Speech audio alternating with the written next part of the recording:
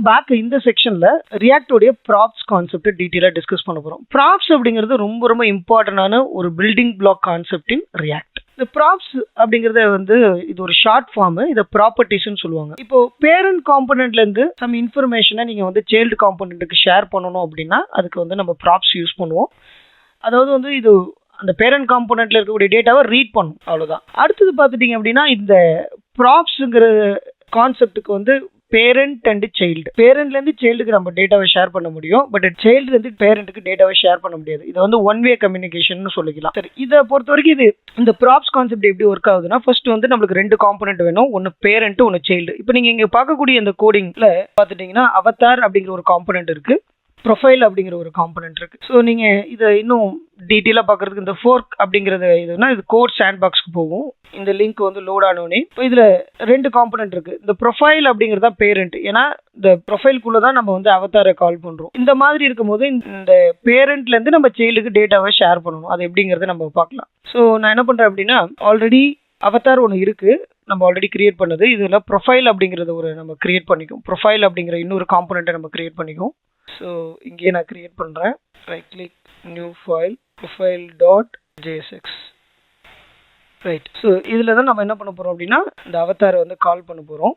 So இங்கே வந்து import பண்ணி ஆகணும் அவதார். ரைட்டா. இந்த ப்ரொஃபைலை நாம வந்து மெயின் காம்பனண்ட்டுக்கு வந்து கால் பண்ணலாம். மெயின் காம்பனண்ட் நிறைய இருக்கு இல்லையா, அதெல்லாம் வந்து கிளியர் பண்ணிடுவோம். ஸோ நம்ம வந்து இந்த பட்டன் அதுக்கப்புறம் இந்த எல்லாத்தையுமே நம்ம டெலீட் பண்ணிடலாம். ரைட். இது எதுவுமே தேவையில்லை. ஸோ ஈஸியாக அண்டர்ஸ்டாண்ட் பண்ணிக்கிறதுக்காக. ஸோ இங்கே நீங்கள் வந்து இப்போ ப்ரொஃபைலை கால் பண்ண போறீங்கன்னா ஃபர்ஸ்ட் இம்போர்ட் ஃபைல். ஸோ இதுக்குள்ளே நம்ம வந்து ப்ரொஃபைலை கால் பண்ணுறோம். ஓகே, கால் பண்ணியாச்சு. இந்த பேஜ் இப்போ பார்த்துட்டிங்கன்னா உங்களுக்கு இந்த ப்ரொஃபைல் பேஜ் தான் வந்துட்டு இருக்கு. இதை நீங்கள் இன்னும் டீட்டெயிலாக பார்க்கணும்னா இன்ஸ்பெக்ட் பண்ணி எத்தனை காம்பனன்ட் இருக்குன்னு பார்க்கணும்னா இன்ஸ்பெக்ட் பண்ணிட்டு காம்பனன்ட் செக்ஷனில் போனீங்கன்னா ஆப்புங்கிறது பேரண்ட், ப்ரொஃபைல், அவதார். ஸோ டோட்டலாக பார்த்துட்டிங்கன்னா 3 காம்பனன்ட் இருக்கு. இந்த ஆப் காம்பனண்ட்டை நம்ம விட்டுலாம், ப்ரொஃபைல், அவதாரை மட்டும் எடுத்துக்கும் இந்த ப்ராப்ஸ் கான்செப்ட்டுக்கு. ரைட். இப்போ பேரண்ட்லேருந்து சைல்டுக்கு நம்ம டேட்டாவை ஷேர் பண்ணணும். இதான் நம்ம கான்செப்ட். இப்போ நம்ம திரும்பவும் நம்ம கோடிங் போயிட்டு pass props to child component, அதாவது ப்ராப்பர்ட்டிஸை சைல்டு காம்பனன்ட் ஷேர் பண்ண போகிறோம். அப்போ சைல்டு காம்பனன்ட்ல இந்த மாதிரியான ப்ராப்பர்ட்டிஸ் இருக்குன்னு வச்சுக்கோம். ரைட். அப்போ இந்த மாதிரி இது வந்து பேரண்ட். ஓகே, இங்கே வந்து பார்த்துட்டிங்கன்னா பர்சன், அதுக்குள்ளே வந்து பார்த்துட்டிங்கன்னா நம்ம ஒரு ஆப்ஜெக்ட். இப்போ 2 கர்லி பிரேசஸ்க்கு கன்ஃபியூஸ் ஆக வேணாம். ஒரு கர்லி பிரேசஸ் வந்து உங்களுக்கு தெரியும், நம்ம ஏதாவது வந்து டேட்டாவை ஹேண்டில் பண்ணுறதுக்கு கர்லி பிரேசஸ் யூஸ் பண்ணுறோம். இப்போ இதுக்கு முன்னாடி சைஸ் பாருங்க, ஒரு கர்லி பிரேஸ் யூஸ் பண்ணுறோம், இது நம்பர். பட் இது வந்து ஒரு ஆப்ஜெக்ட்ங்கிறதுனால இன்னொரு கர்லி பிரேசஸ் வருது. ஸோ இந்த இன்டர்னலாக இருக்கிறது வந்து ஆப்ஜெக்ட் ரெப்ரசென்ட் பண்ணது, கன்ஃபியூஸ் ஆக வேணாம். ஓகே, இப்போ இந்த அவதார் பார்ட்டில் இந்த ப்ராப்பர்ட்டிஸையும் நம்ம வந்து சேர்த்து கொடுக்க போகிறோம். இதை நான் காப்பி பண்ணிட்டு, ஸோ எங்கே இருக்கு அவதார், இங்கே இருக்கு.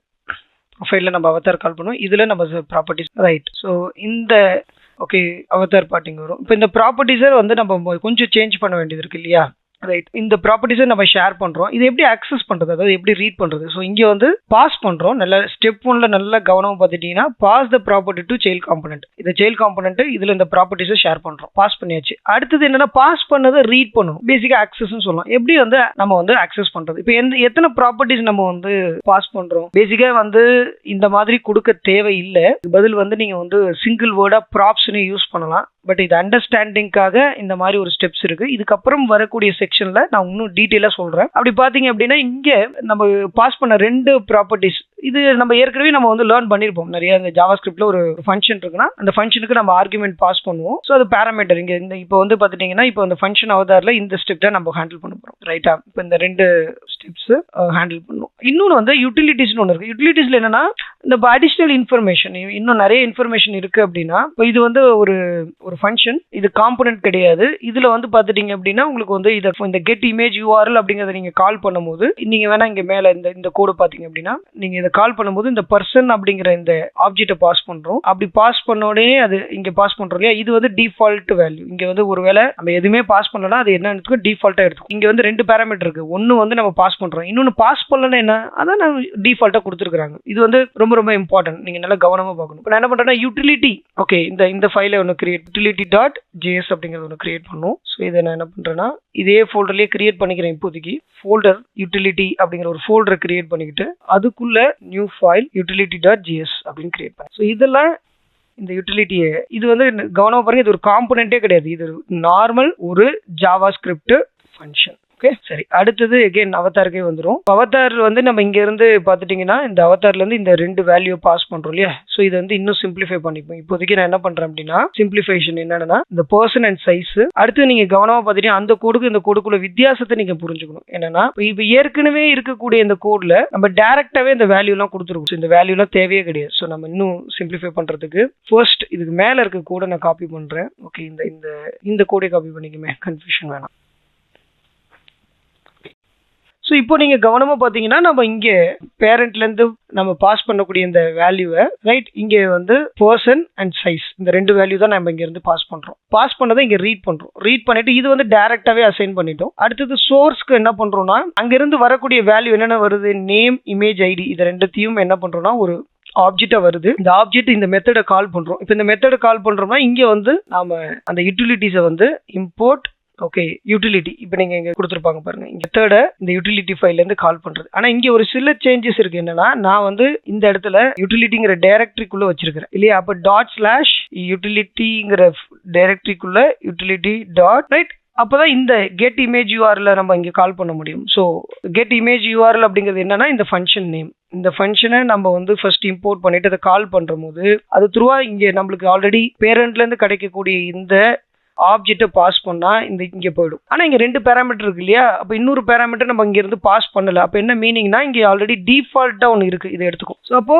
ஓகே இந்த ஃபங்க்ஷன் என்ன பண்ணுன்னா நம்ம பாஸ் பண்ண டேட்டாவை இமேஜ் ஐடி அதுக்கப்புறம் சைஸ் ரைட் இதெல்லாம் வச்சுக்கிட்டு இது ரிட்டர்ன் பண்ணுது. அந்த ரிட்டர்ன் பண்றதை நம்ம என்ன பண்றோம்னா இந்த சோர்ஸ் அப்படிங்கறத அசைன் பண்ணிடுறோம். சரி, இப்போ நம்மளுக்கு என்ன அவுட்புட் வந்திருக்கும் அப்படின்னு பார்த்துட்டீங்கன்னா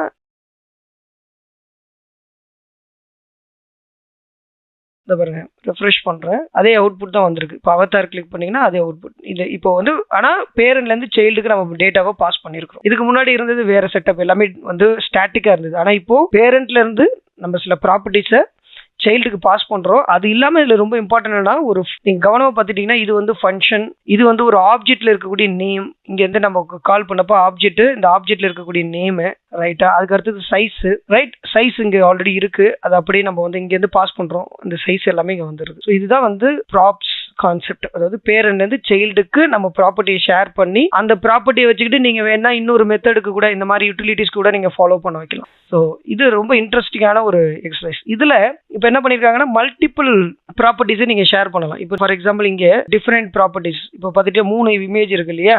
அந்த மாதிரியும் பண்ணலாம். அதுக்கு நீங்க என்ன பண்ணணும்னா ரைட் ப்ரொஃபைல்ல ஸோ செகண்டா இப்போ இதுக்கு வந்து நீங்க வந்து ஃப்ராக்மெண்ட் யூஸ் பண்ணணும் இல்லையா? இதுக்கு வந்து நீங்க வந்து ரேப்பர் ரைட். இப்போ இது பண்ணிட்டு இதை தூக்கி, ஏன்னா நீங்க மல்டிபிள் காம்பனன்ட் யூஸ் பண்ண போறீங்க ரைட். இப்போ ஆல்ரெடி இது என்ன இருக்கு, இந்த அவதார் இருக்கு. அடுத்தது 2வது கால் பண்றேன். ஸோ இப்போ ஒரு விஷயம் நீங்க என்ன தெரிஞ்சுக்கணும்னா காம்பனன்ட்ஸ் ஆர் ரீயூசபிள். ஒரு டைம் தான் இந்த காம்பனண்ட்டை கிரியேட் பண்றீங்க. பட் நீங்க எவ்ரி டைம் கால் பண்ணும்போது பார்த்துட்டீங்கன்னா உங்களுக்கு டிஃப்ரெண்ட் ப்ராப்பர்ட்டிஸ் வந்து நீங்க ரெண்டர் பண்றீங்க. இப்போ நீங்க இப்போ 2 ப்ராப்பர்ட்டி பாருங்க, இது ஒன்று இது ஒன்று ரைட்டா.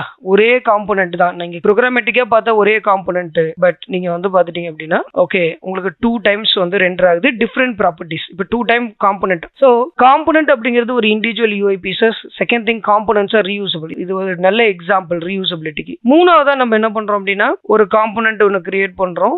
இந்த காம்பனன்ட்டையும் நான் என்ன பண்றேன்னா ஆட் பண்றேன். அப்போ 3rd டைம் இப்போ நீங்க என்ன நினைக்கணும்னா அப்போ 3 டைம் நம்ம காம்பனன்ட்டை கிரியேட் பண்ணா 3 டைம் நீங்க காம்பனன்ட் கிரியேட் பண்ணல. கோடிங் வைஸ் நீங்க ஒரு டைம் தான் காம்பனன்ட் கிரியேட் பண்ணிருக்கீங்க. பட் நீங்க பாஸ் பண்ணக்கூடிய ப்ராப்பர்ட்டிஸ் வந்து டிஃபரெண்டா இருக்கு. அதுக்கு தகுந்த மாதிரி அந்த ப்ராப்பர்ட்டிஸ் வந்து ரெண்டர் ஆகுது. ஸோ அப்போ 3 டைம்ஸ் ஆனதுக்கு அப்புறம் நீங்க இப்போ பாத்தீங்க அப்படின்னா 3 டைம்ஸ் 3 டிஃப்ரெண்ட் ப்ராப்பர்ட்டிஸ். ஒரு இமேஜ் பெருசா இருக்கு, அதுக்கப்புறம் செகண்ட் இமேஜ் கொஞ்சம் சின்னதா இருக்கு, அதுக்கப்புறம் 3rd இமேஜ் கொஞ்சம் டிஃப்ரெண்டா இருக்கு.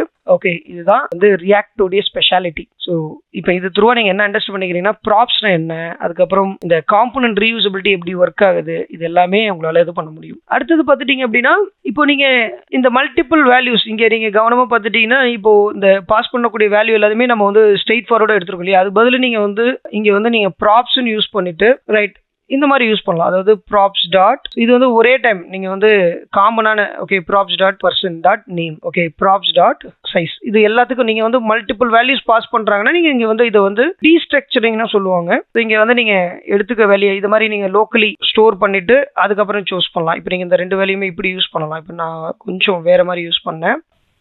இதுக்கு பதில் நீங்க இந்த வேல்யூ எப்படி லோக்கல் வேரியபிள ஸ்டோர் பண்ணிட்டீங்கன்னா props dot person props dot size. Meaning என்னன்னா இங்க வந்து நீங்க வந்து 2 யூஸ் பண்ணிக்க தேவை கிடையாது. இப்போ இதுல ஏதாவது சேஞ்சஸ் இருக்குன்னா ஓகே ஓகே, எங்கே எரர் வருது, ரைட். இது மாதிரி எரர் வந்து என்ன பண்ணுவோம், இன்ஸ்பெக்ட் பண்ணுங்க ஃபர்ஸ்ட் எலமெண்ட்ல. Okay, console. ஸோ கன்சோலில் cannot read the properties, correct. Okay, இப்போ இந்த எரர் வந்து என்ன எரர் அப்படிங்கிறது நம்ம நோட் பண்ணுறோம். அதாவது cannot read properties undefined வருது, ரைட்டா? அப்போது ஸோ பேசிக்காக வந்து பார்த்திங்கன்னா நம்ம ப்ராப்ஸை ரீட் பண்ணி இங்கே ஸ்டோர் பண்ணிட்டோம். அதனால நம்ம கோடிங்கில் இங்கே எந்த சேஞ்சஸும் இல்லை. இங்கே இது வந்து பார்த்துட்டிங்க அப்படின்னா அந்த ப்ராக்கெட் தேவையில்லை. இதுதான் வந்து இது வந்து ப்ராப்ஸை எடுத்துக்கல, அதுதான் மேட்ரு. ஓகே, இப்போ ஒர்க் ஆகுது. ஸோ இப்போ நீங்கள் ரெஃப்ரெஷ் பண்ணுங்கள். ஸோ எந்த எரரும் இல்லை, ரைட். ஸோ இப்போ இந்த மாதிரியும் பண்ணலாம். நீங்கள் இந்த மாதிரி ப்ராப்ஸ் அப்படிங்கிற ஒரே ஒரு பேராமீட்டர் யூஸ் பண்ணிக்கிட்டு இதை இன்னும் தெளிவாக சொல்லணும்னா, பேரண்ட்லேருந்து நீங்கள் வந்து ஆப்ஜெக்ட் இந்த மாதிரி n நம்பர் ஆஃப் ஓகே டேட்டாவை நீங்கள் பாஸ் பண்ணாலும் ஓகே சைல்டில் ப்ராப்ஸுங்கிற ஒரே ஒரு பேராமீட்டர் போதும். அது த்ரூவாக நம்ம எல்லா டேட்டாவையும் ரீட் பண்ணி லோக்கலாக ஸ்டோர் பண்ணிவிட்டு அதை நீங்கள் உங்களுடைய இந்த ரெண்டரிங் ஏரியாவில் யூஸ் பண்ணிக்கலாம். சரி, ரைட்.